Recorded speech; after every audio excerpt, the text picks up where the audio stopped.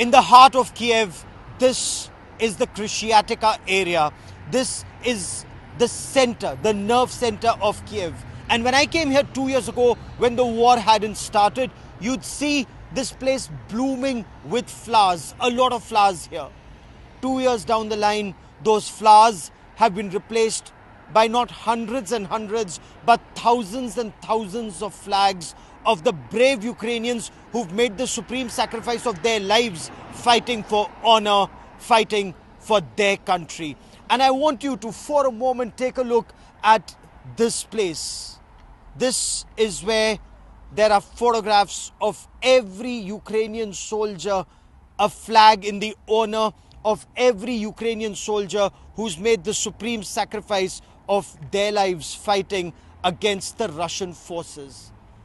Their date of birth and the day they made the supreme sacrifice of their lives. Like in this case, this soldier who's been awarded a medal, born in 1996, killed in action on 30/8/2022.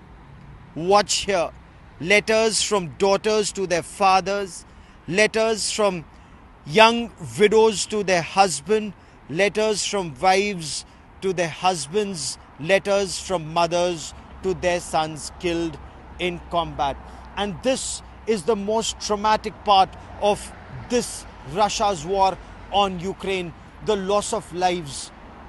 More than the loss of territory, it's the loss of lives that hurts.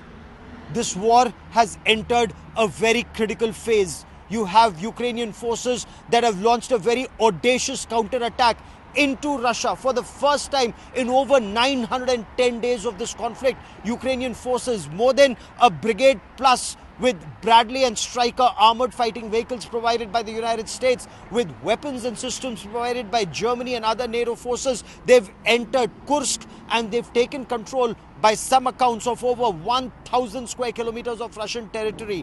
In 2 years plus of war, Russia had taken control of over 1,200 kilometers of Ukrainian territory. Ukraine's done a counterattack in just about these past 12 to 15 days. But this too has led to loss of many, many more lives. In midst of all of this, Prime Minister Narendra Modi is arriving here in Ukraine. Will Prime Minister Narendra Modi, after his 8th July visit to Russia, his interaction with President Putin, and now with his interaction on the 23rd of August with President Volodymyr Zelensky, be in a position to talk about a roadmap to peace? A peace that Ukraine says must come with honor, a peace that should be just and fair, because these lives, these braves who've made the supreme sacrifice of their lives, their fathers, their brothers, their children, they come every other day here to pay their respects, to pay their tributes to these soldiers who will perhaps rise once again for their country, for their honor.